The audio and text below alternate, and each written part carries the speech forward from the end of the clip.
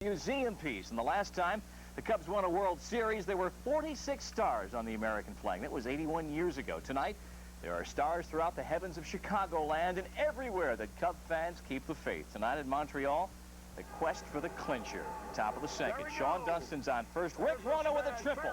Now, the Cubs already know that Pittsburgh at this point is leading St. Louis. Dunston scores from first, and the Cubs up 1-0. Bottom of the second, 2 aboard for the Expos. Greg Maddux gets out of a jam.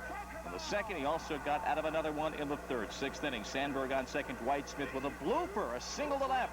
Sandberg scores, and the Cubs up 1-0. Bottom of the 6th, though, Montreal with 2 aboard, nobody out, and Hubie Brooks with a single to left. Marquis Grissom scores. 1 run and a sac fly tied the game. By the time the 8th inning came around, the Cardinals had lost. The Cubs had their destiny. A Sandberg single, or rather a Dwight Smith single with Sandberg aboard. Brooks with the error. Sandberg scores 3-2 Cubs, and it goes to the 9th inning. A go-ahead run at the plate. Wild Thing on the hill. Harry with the call. 1 ball, 2 strikes. The pitch. Cubs win the division. Cubs win the division. Cubs win the division. Fitzgerald is out on strike. They've had 27 million phone calls for 84,000 postseason tickets.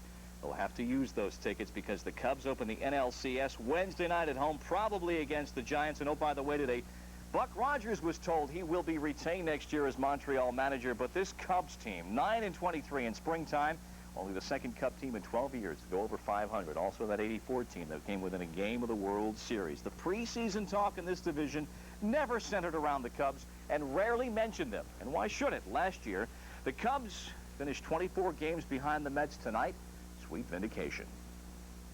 I mean, spring training is where it all started. We started working on little things that I told them we would have to do to be competitive. And I can honestly say, I probably managed harder this year than I ever managed in my life because we had to do things to make things happen. And you always got to remember, I can call for something to happen, but the players got to execute it. And over the period of 162 games, I love them all because they went out and tried to execute and did one heck of a job doing it all year. It's just something that kids dream about, you know. I used to see Reggie Jackson and them doing the same thing they're doing now, you know. Now I'm getting a part to do it, so I'm really happy. And I'm happy for especially the veteran guys that didn't never get a chance before until now. We did it. This is unbelievable. We beat the odds, and I've never tasted. I hate champagne, but I love it tonight. This is what a group of guys, man. I mean, unbelievable. When we come in this clubhouse and even out on the field, I was kissed more times today than I've been kissed by my wife in 38 years. That was in Montreal and at the corner of Clark and Addison, La Mecca. The fans made the Hajj to the site. They shared the moment in Chicago. The Cubs, 1989 NL East champions. They've got a date in the postseason Wednesday at home against probably the Giants, as the Cubs, against all odds, picked to be 5th. Many people said 6th. No, they are 1st.